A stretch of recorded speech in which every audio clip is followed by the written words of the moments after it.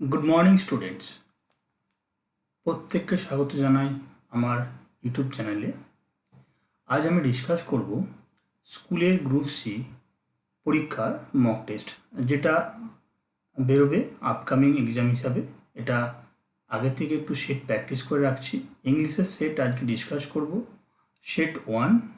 তো তার আগে বলি, যারা নতুন তারা অবশ্যই চ্যানেলটিকে সাবস্ক্রাইব করবে, আর যারা টেলিগ্রাম চ্যানেলটাতেও যুক্ত হবে, ইংলিশ উইথ সঞ্জীব স্যার। এখানে তোমরা পিডিএফগুলো পেয়ে যাবে। ওকে, এখানে 15টা কোশ্চেন আছে। First question, choose the synonym of the word jettison. Jettison ওয়ার্ডটার সিনোনিমস কি, মানে সমার্থক শব্দ কি? Rejoice, surrender, give up, defend. First এটার মানে দেখে নেবো আমরা। এটার মানে হচ্ছে ত্যাগ করা। ঠিক আছে, তো রিজয়েস মানে হচ্ছে আনন্দ, সারেন্ডার মানে হচ্ছে সমর্পণ করা, আত্মসমর্পণ, গিভ আপ মানে হচ্ছে ত্যাগ, যেটা ফর সেক সিনোনিমস। ঠিক আছে, আর ডিফেন্ড মানে প্রতিরোধ। সুতরাং আমরা এটা আনসার করব গিভ আপ, কারণ ত্যাগ করা, গিভ আপ হচ্ছে গ্রুপ ভার্ব, ফর সেক তার সিনোনিমস। এটা আনসার হলো। ওকে, Number 2. The police tried to find out the rightful owner of the ornaments left in the train. Find out opposite meaning of the underlined word. তো এই ওয়ার্ডটার opposite meaning জানতে চেয়েছি।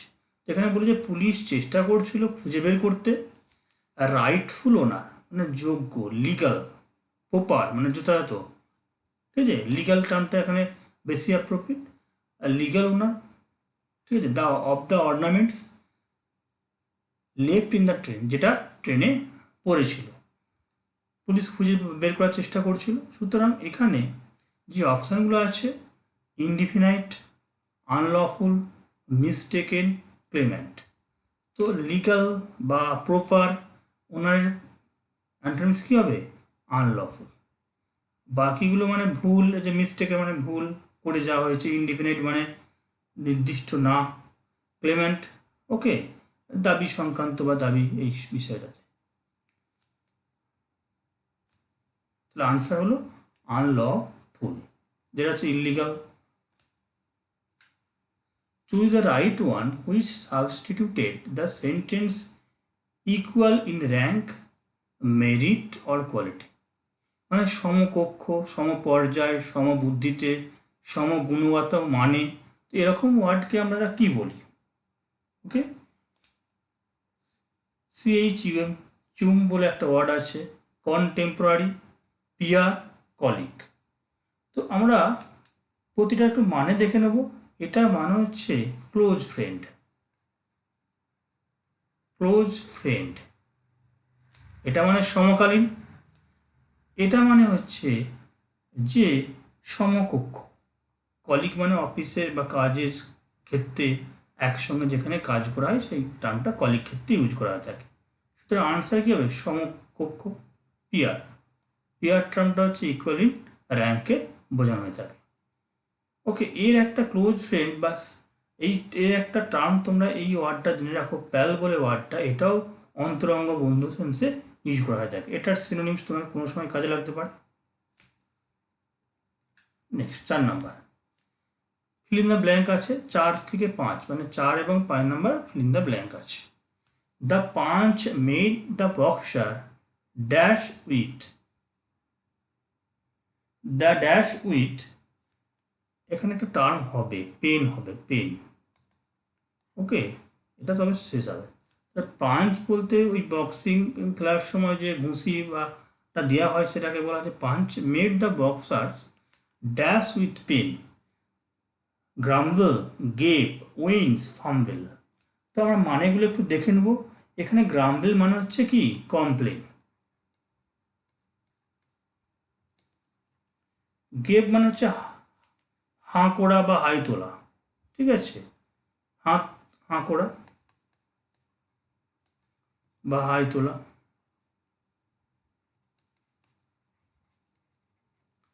Wins মানে হচ্ছে যন্ত্রণা, ঠিক আছে, ছটফট করা, যন্ত্রণায় ছটফট করা।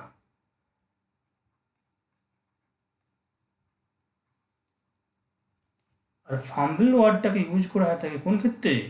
মাডেল বলে ওয়ার্ডটা, মাডেল, এই মাডেল মানে হচ্ছে কি তালগোল পাকানো, তালগোল পাকানো। সুতরাং এখানে আমাদের তাহলে কোন ওয়ার্ডটা মানানসই হতে পারে? The punch made the boxer, তাহলে এই পাঞ্চ বা ঘুষিটা বক্সারটা কি করেছিল? যন্ত্রণায় ছটফট করছিল, তাহলে যন্ত্রণার সেন্সে উইন্স ওয়ার্ডটা আমাদের অ্যাপ্রোপ্রিয়েট হবে। তাহলে আনসার কোনটা হবে বলো? Wins, with the pen. He tried to dash himself against a horde of ruffians, রুফিয়ান ডাকাত, ডাকাতদের হাত থেকে নিজেকে কি বাঁচানোর চেষ্টা করছিল, প্রতিরোধ করার চেষ্টা করছিল, জমা করার চেষ্টা করছিল, সাপোর্ট করার চেষ্টা করছিল। কোনটা? অবশ্যই আনসারটা হবে ডিফেন্ড, মানে প্রতিরোধ করা নিজেকে, ঠিক আছে, এটা আনসার হবে। কারেকশন আছে 6 থেকে 7। Find out the error. The venue of the examination is 1 mile farther up the hill, ঠিক আছে, মানে পরীক্ষার সূচি এখনো অনেক দূরে, মানে অনেকটা সময় পরে হবে। তো এখানে এই টার্মটা ফার্স্টেই ভুল আছে। Are the venue of the exam আমরা ইউজ করি না, আমরা কি ইউজ করি বলো? এখানে ভেন্যু ফর দ্য এক্সাম ইউজে থাকে। এখানে তোমাদের খেয়াল রাখবে যে ভেন্যু ফর টার্মটা হচ্ছে অ্যাপ্রোপ্রিয়েট। সুতরাং এ পোর্শনটা ভুল, আনসার হলো এ। এ অপের পরে কি হবে? অপের জায়গায়, অপের জায়গায় ফর হবে, রিপ্লেস করবে। ওকে,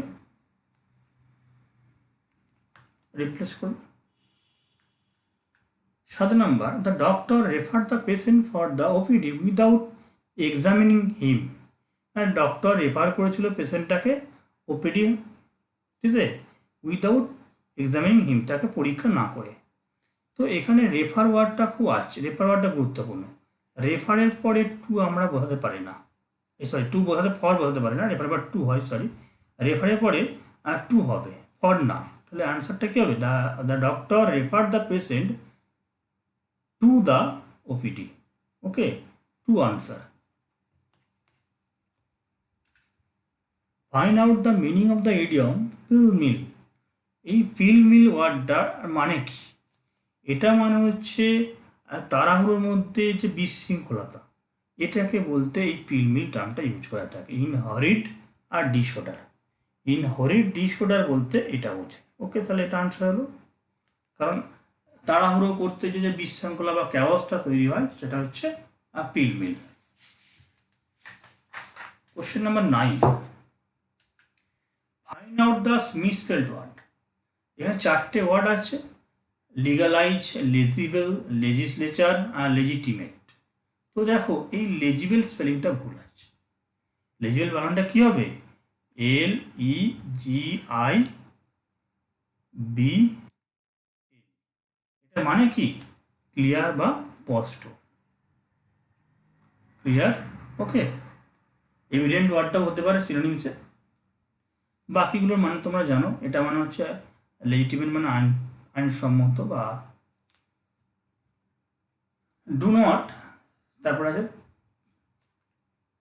10 number, choose the right one. Do not quarrel dash your neighbour from by with against. তো এখানে যা অপশান আছে আমরা অবশ্যই কোনটা ব্যবহার করবো? With, quarrel with. কারণ ব্যক্তি সেন্সে কি হয়েছে? ব্যক্তি সেন্সে আমরা কোয়ারেল উইথ, কখনোই ঝগড়াঝাটি করবে না তোমার প্রতিবেশীর সঙ্গে। তাহলে এখানে আনসার হলো উইথ। এটার ক্ষেত্রে একটা টার্ম তোমাদেরকে শিখিয়ে রাখবো যেটা অন্য সময় কাজে লাগতে পারে। কোয়ারেল মানে হচ্ছে ঝগড়া করা, ঝগড়া। Quarrel over trifles. এই কোয়ারেল ওভার ট্রিফলস ওয়ার্ডটা মানে কি জানো? তুচ্ছ বিষয়ে ঝগড়া করা। তো এই ওভারটা তখন ইউজ করবে যখন ট্রিফলস টার্মটা থাকবে, তুচ্ছ ওয়ার্ডটাকে বোঝানোর চেষ্টা করবে। ওকে, তখন এই টার্মটার সঙ্গে একটু পরিচিত হয়ে থেকো। 11, আমরা গত বছর যেটা লাস্ট 17 সালে বা 16 সালের অ্যাডে পরীক্ষা হয়েছিল, দেখবে এরকম একটা কবিতার লাইন তুলেছিল, সেখান থেকে একটা আন্ডারলাইন ওয়ার্ডটা বলে বা একটা ওয়ার্ড তুলে মানেটা জানতে চেয়েছিল। তো এখানে একটা সেরকমই কোশ্চেন দেওয়ার চেষ্টা করেছি। And salted was my food and my repose, salted and sobered too by the bird's voice. তো choose the synonym of the word sobered. তো এখানে সবার্ড ওয়ার্ডটা সমার্থক শব্দ কি? আগে বলে রাখি, এটা হচ্ছে দ্য আউল কবিতা, ঠিক আছে, থেকে নেওয়া হয়েছে। থমাস হার্ডির লেখা আউল কবিতা থেকে নেওয়া হয়েছে। এক বছর পরীক্ষা সলিটারি পার্ট থেকে একটা লাইন তুলে দিয়েছিল। তো এখানে সোবার্ড যেটা আছে, সোবার্ডের সিনোনিমস হচ্ছে তিক্ত করে দেওয়া, ঠিক আছে। এছাড়া এখানে বলছে and salted my word food, আমার খাবারটাকে কি বিস্বাদ করে দিয়েছিল, আমার বিশ্রামটাও কী করেছিল, তিক্ত এবং কি তিক্ত এবং আরামদায়ক নয় এমন অবস্থায় পৌঁছে দিয়েছিল। কার দ্বারা? না, বার্ডস ভয়েসের দ্বারা। তো এখানে ইজি, কমফর্ট, পিসফুল হবে না, গ্রেভড ওয়ার্ডটা হবে। এটা হচ্ছে সিনোনিমস বা সমার্থক শব্দ। Okay, use the right modal in the gap. Had she known about it, she dash have stayed longer. এখানেই হ্যাডটা বলে রাখি, হ্যাডটা ব্যবহার হয়েছে ইফ সেন্স। এটা হচ্ছে কন্ডিশনাল সেন্টেন্সের ক্ষেত্রে যদি সে এই বিষয়ে জানতো, সে আরও বেশি দিন থেকে যেতে পারত। তো এক্ষেত্রে বলে রাখি, যখন আমাদের এই কনস্ট্রাকশনটা if plus subject had V3 form, এই কনস্ট্রাকশনের ফার্স্ট পার্টে থাকবে, অথবা যেটা এখানে আছে হ্যাড সাবজেক্ট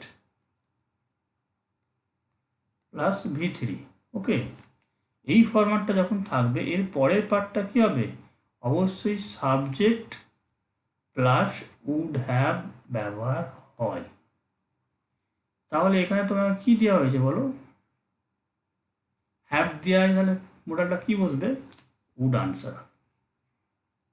এটা পরীক্ষায় অনেকবার কোশ্চেন দিয়েছে, কিন্তু খেয়াল রেখো। Hard days was his last novel, make improvement if it is needed. তো বলছে হার্ড ডেজ একটা নোভেলের নাম। এই নোভেলটা কার লেখা? এই নোভেলটার লেখক হচ্ছে S.G. ইয়েটস। কি বললাম? এটার লেখা হচ্ছে, এই লেখক হচ্ছে S.G. ইয়েটস। ওকে, তার নোভেল। তো এটা ইমপ্রুভ করলে কি হবে? কোনটা আনসার হবে? এটা ডি অপশন। তো এখানে আনসার হচ্ছে, দেখো, যেটা লেটেস্টটা কেন বললাম? কারণ আমরা জানি লাস্ট মানে হচ্ছে ফাইনাল, ফাইনালটাকে হচ্ছে আমরা লাস্ট সেন্সে বলি। এটা যদি লাস্ট বনাম লেটেস্ট হয়, যেটা পরীক্ষায় কোশ্চেন দিয়ে থাকে, এটাকে কি বলা হয়? রিসেন্ট।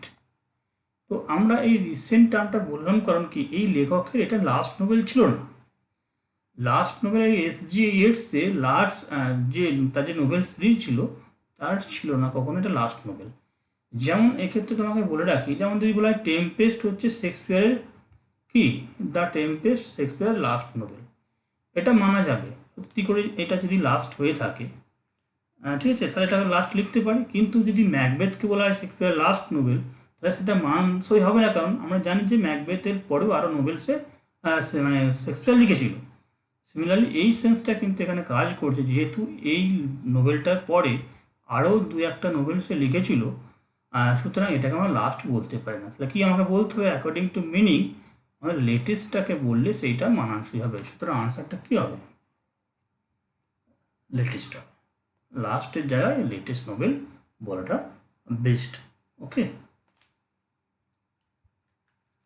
14 নম্বর আছে read carefully change the voice. এই ওয়ার্ডটা যেটা দেওয়া আছে রিড কেয়ারফুলি, দেখো এখানে এটা ভয়েস চেঞ্জ করতে বলেছে। তাহলে এখানে উইদাউট অবজেক্ট আছে, কি এখানে রিড আছে, ভার্ব আর অ্যাডভার্ব আছে, কিন্তু কখনোই মানে কোনো অবজেক্ট নেই, সাবজেক্ট নেই। তো এরকম ক্ষেত্রে আমরা ইউ আর অর্ডার্ড বা ইউ আর রিকোয়েস্টেড আর সেন্টেন্সের মিনিং অনুযায়ী ব্যবহার করি। তো এখানে আমাদের একটা আদেশ সেন্সে বা কমান্ড সেন্সে কী আছে? You are ordered to read carefully, এটা আনসার হবে। ওকে,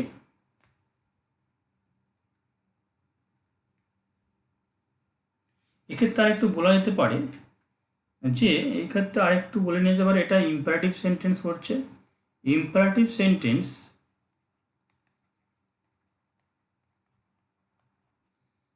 সেন্টেন্সে আমরা দু রকম ফরম্যাট গ্রহণ করি, let plus subject plus be plus V3। যখন সেটা আমরা কখন করবো, এটা যদি সেখানে অবজেক্ট থাকে, যেমন কি open the door,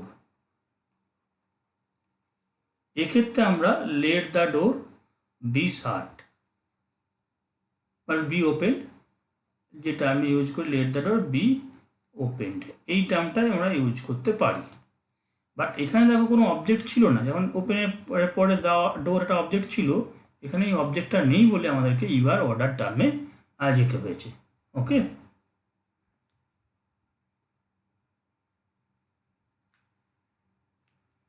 you are strong enough to beat him, state the parts of speech, যেটা আছে এখানে parts of speech for the word enough, মানে এই এনাফটা কোন পার্টস অফ স্পিচ হিসাবে এখানে ব্যবহার হয়েছে। তো এখানে দেখো এনাফ দু রকমভাবে ব্যবহার হয়ে থাকে, হয় অ্যাডভার্ব হিসেবে ব্যবহার হয়ে থাকে, আর নয় কি বলো অ্যাডজেক্টিভ হিসেবে ব্যবহার হয়ে থাকে। তো এখানে অ্যাডজেক্টিভ হিসাবে যখন ব্যবহার করবো সেটা নাউনকে মডিফাই করবে, আর নাউন বাদে যখন কোনো অন্য পার্টস অফ স্পিচকে নাউন বা ঠিক আছে প্রোনাউনকে বাদে যখন কোনো পার্টস অফ স্পিচকে মডিফাই করবে, আর যেমন এখানে স্ট্রংকে আর একটা অ্যাডজেক্টিভকে মডিফাই করছে, এই অ্যাডজেক্টিভকে যখন বা অ্যাডভার্বকে অ্যানাদার অ্যাডভার্বকে মডিফাই করবে সেটা হয়ে যাবে কি অ্যাডভার্ব। সুতরাং এখানে দেখো ইউ আর স্ট্রং, স্ট্রংটা কি এই ব্যক্তিটা আর সম্বন্ধে, স্ট্রংটা হচ্ছে একটা পজিশন, যথেষ্ট শক্তিশালী, তাহলে এই শক্তিশালীটাকে মডিফাই করলো কে ইনাফ ওয়ার্ড, তাহলে এটাকে আমরা বলছি অ্যাডভার্ব।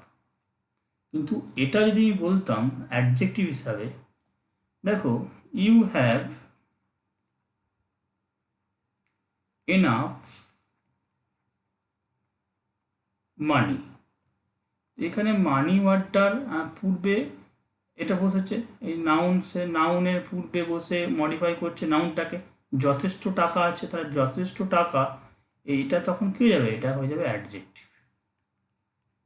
ওকে, আর এখানে আরেকটা অ্যাডজেক্টিভকে মডিফাই করছে, সেটাকে আমরা কী বলবো অ্যাডভার্ব। Thank you.